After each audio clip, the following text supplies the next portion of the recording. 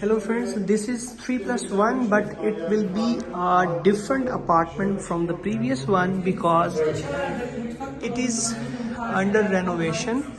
So the doors, windows, floors, everything is going to be upgraded. So this is the entrance, and on our entrance there is a toilet, a small one. Behind this there is kitchen. You can see a big one.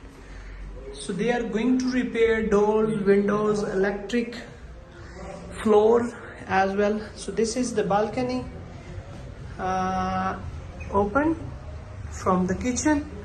This is the front view. Here is a girls college, I think so, and you can see the main road in front of this.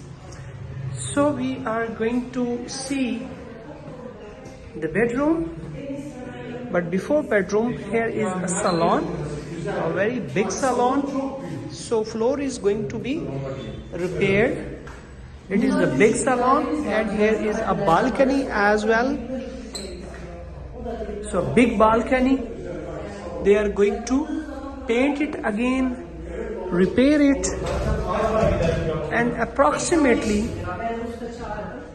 we will discuss about the expense, how much we have